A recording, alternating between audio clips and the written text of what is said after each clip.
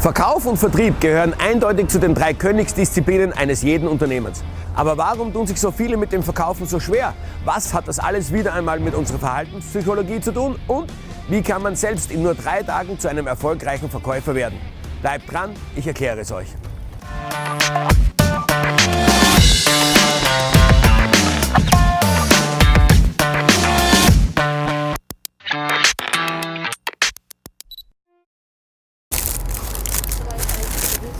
Dankeschön, ciao.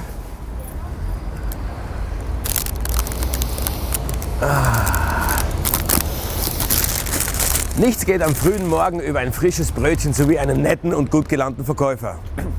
Der Haken an der Sache ist aber, dass dies, was die Angestellte getan hat, nichts mit Verkaufen an sich zu tun hat. Es war vielmehr ein Tauschgeschäft. Warum? Nun, zum einen wusste ich als Käufer schon bevor ich das Geschäft betrat ganz genau, was ich kaufen wollte, und zum anderen musste der Angestellte hinter dem Verkaufstresen nur fragen, was ich denn gerne hätte. Das Brötchen eintüten und den Betrag kassieren. Das hat nicht im geringsten etwas mit aktivem Verkaufen zu tun.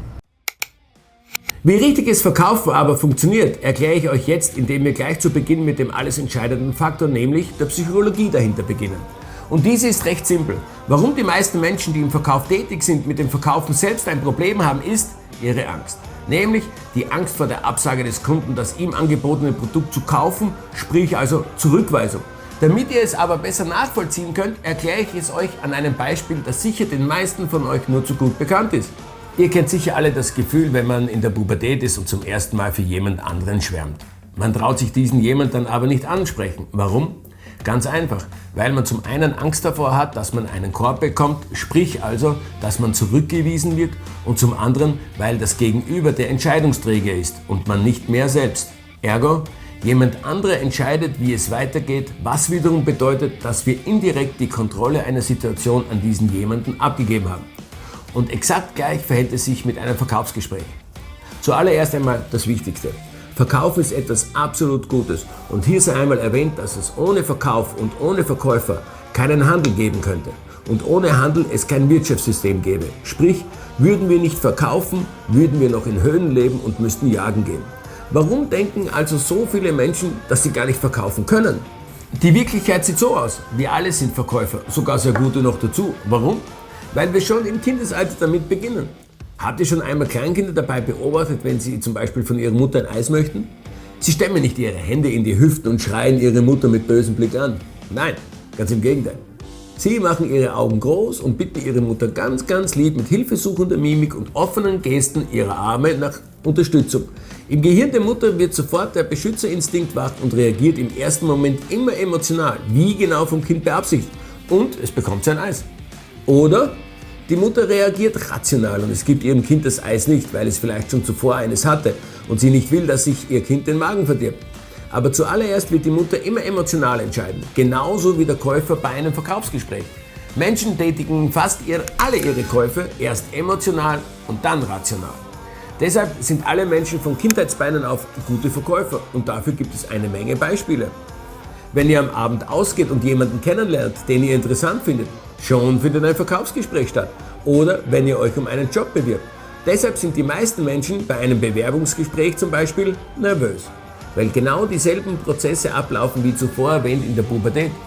Jemand anderer trifft über euer Weiterkommen die Entscheidung und kontrolliert so die Situation, in der ihr euch gerade befindet.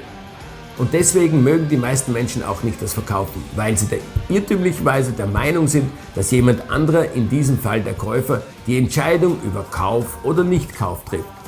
Was aber nicht stimmt, ganz im Gegenteil, es trifft immer der Verkäufer die Entscheidung, ob sein Gegenüber kauft oder nicht.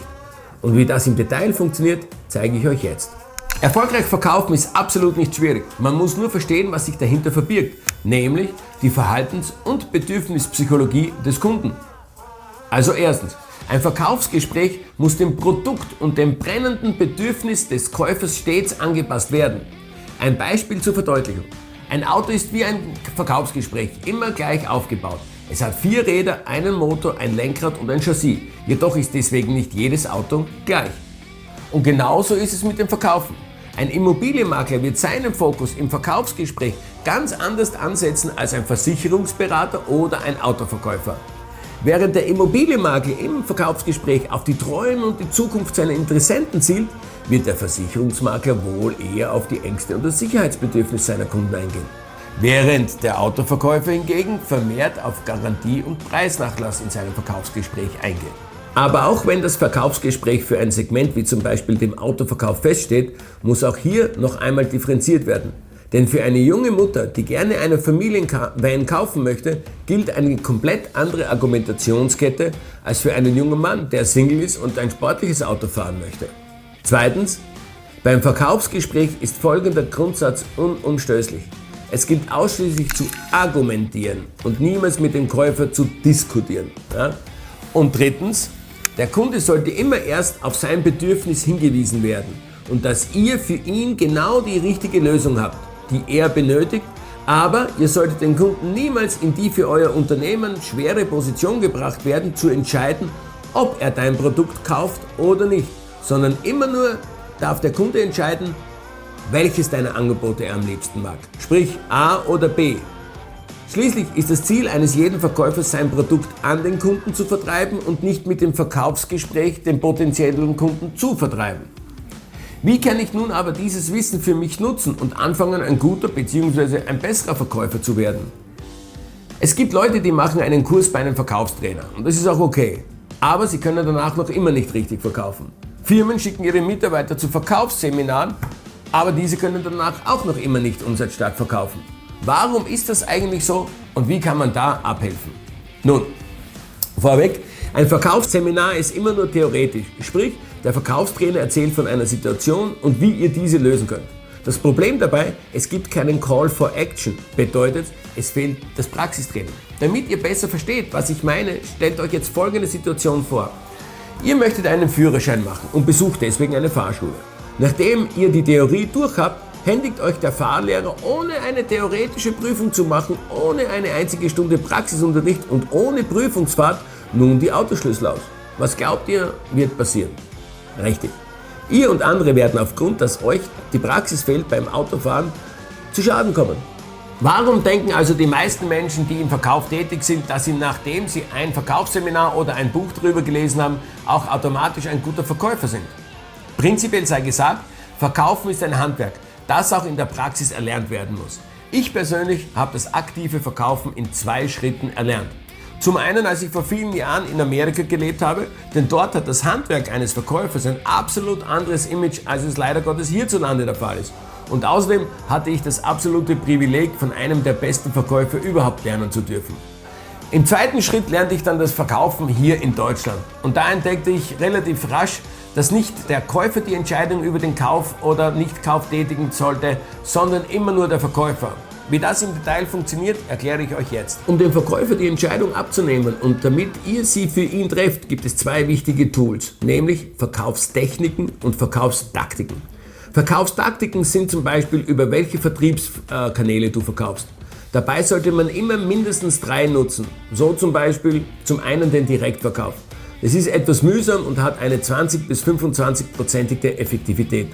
Zweitens über den Resale bzw. den Reseller. Diese Taktik hat auf der Verkaufsleistungsskala eine 45- bis 50%ige Effektivität, benötigt aber eine größere Vorbereitungszeit als der Direktverkauf. Und drittens, der Verkauf über den Zielgruppenbesitzer. Das ist die einfachste und beste Art zu verkaufen. Warum? Weil dieser Vertriebszweig fast nur Vorteile hat. Besser erklären zu können, nennt das Beispiel einer Floristin. Deren Kunden sind nicht nur die Leute, die das Geschäft betreten oder die Besucher ihres Online-Shops, sondern auch ihre Zielgruppenbesitzer, wie zum Beispiel Hochzeitsplaner, Hotels, Gaststätten, Friedhöfe etc. etc. Wie kann ich also innerhalb von 3 Tagen der perfekte Verkäufer werden? Tag Nummer 1. Du musst die Anatomie des perfekten und auf dich persönlich zugeschnittenen Verkaufsgespräches und die Psychologie dahinter erlernen. Denn jeder Verkäufer hat seinen eigenen Typus, sprich extrovertiert, introvertiert, zögerlich oder vielleicht ein totaler Direktverkäufer. Tag Nummer 2, die Verkaufstechniken und die Taktik bei den Verkaufstechniken. Geht es um die Lehre von Syntax und Semantik, vom Gebrauch von Triggerworten und Sätze, dem Unterschied zwischen Vorwand- und Einwandbehandlung und so weiter und so weiter.